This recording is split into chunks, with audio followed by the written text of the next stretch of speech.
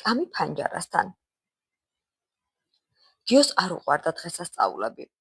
ასეთ დღეებში სკოლაში უჩვეულო ამბები ხდებოდა.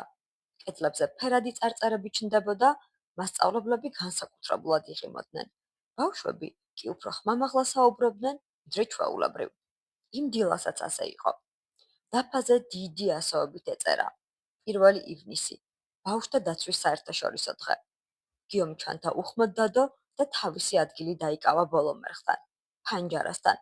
როცა კლასის ხმაური გაუსაძლისი ხდებოდა, ფანჯარას საუკეთესო თავშესაქცევი ხდებოდა მისთვის. აბა ვინ იცის, რატომ აღინიშნება ეს დღე? იკითხა ნინო მასწავლებელმა. რამდენიმე მოსწავლემ მაშინვე აიწია ხელი. იმიტომ, რომ ბავშვები ყველაზე მნიშვნელოვანია. იმიტომ, რომ ბავშვებს სიყვარული სჭირდებათ. იმიტომ, რომ ბავშვები ბედნიერები უნდა იყვნენ.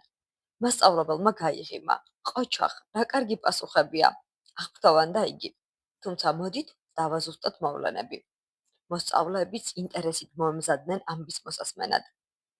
ჯერ კიდევ 1925 წელს ჟენევაში გაიმართა შეხვედრა, სადაც პირველად დაიწყო სერიოზულად საუბარი ბავშვთა კეთილდღეობაზე, რაც გულისხმობს, რომ ბავშვებს მხოლოდ საჭმელი და ტანსაცმელი კი არა, უსაფრთხოება, სწავლა, თამაში და ბედნიერი ბავშვობაც სჭირდებათ.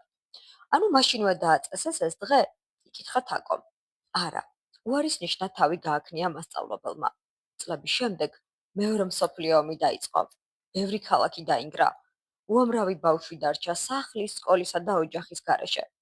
ამის შემდეგ 1959 წლის ნოემბერში პარიზში ქალთა საერთაშორისო დემოკრატიული ფედერაციის წევრები შეიკრიბნენ და გადაწყვიტეს, რომ ბავშვებისთვის განსაკუთრებული დღე უნდა არსებულიყო. დღე, რომელიც ყველას შეახსენებდა. ბავშვებს სჭირდებათ მშვიდობა და მზრუნველობა. ნინო მასწავლებელმა დაფაზე პატარა წრე დახაზა და შიგნით ჩაწერა. 1950 და აი, 1950 წლიდან ეს დღე ყოველ წელს აღინიშნება 1 ივნისს. კლასი კვლავ შუმად იყო. უცებ თაკომ იკითხა. მაგრამ დაცვა ცოტა ისეთი სიტყვაა. თითქოს ბავშვები რადგან პატარები არიან, არაფრის გაკეთება არ შეუძლიათ. ხო, აყვალევანი. თითქოს სულ ვიღაცამ უნდა გვიფრთხილდეს. გაგვიფრთხილდეს. ნინო მასწავლებელი ცოტა ხანს ჩაფიქრდა. იცით რას გავს კლასი? თქვა ბოლოს. ნავში ყველა მნიშვნელოვანია.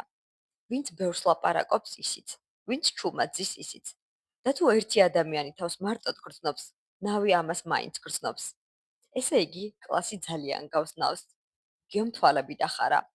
არ უყვარდა, როცა ვინმე ამბობდა სიტყვას მარტო. სარის დარეკვის შემდეგ ბავშვები ეზოში გავიდნენ. ფეხბურთის ბურთი მაშინვე გამოჩნდა, ვიღაცები სირბილით გაიქცნენ. რამდენიმე გოგო ბუშტებს ბერავდა. გიო კი ისევ კლასში დარჩა. მისი სკამი მზით გამთბარიყო. უცებ კარი ფრთხილად გაიღო. შენ არ ჩამოდი ხარ? ჰკითხა თაკომ. გიო მხრები აიჩეჩა. ეზოში დიდი მხიარულებაა, თუმცა სიჩუმესაც ვიპოვნით სადმე, გპირდები, უთხრა თაკომ. გიოს გაეხიმა. ორივე ერთად ჩავიდა ეზოში. იმ დღეს გიომ უცნაური რამ შენიშნა. როცა ვინმე სხვას ადგილს უთმობდა, როცა ერთად თამაშობდნენ და როცა ერთმანეთს ეკითხებოდნენ, ხომ კარგად ხარ? ადამიანებში მზესავით სითბო იგრძნობოდა. გიო მიფიქრა, ალბათ სწორედ ეს იყო დაცვა. არც ფარი, არც ქოლგა, და არც ფიზიკური ძალა. არც ის, რომ ვინმე სუსტად გთვლის. არამედ ის, რომ ადამიანს ჰქონდეს ადგილი. სადაც თუ ჩუმად იქნება, მაინც შეამჩნევენ.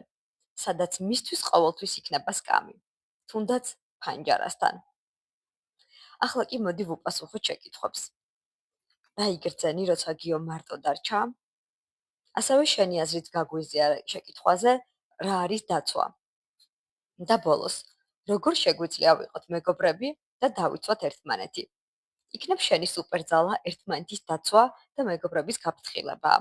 არ დაგავიწყდეს არხის გამოწერა. დროებით.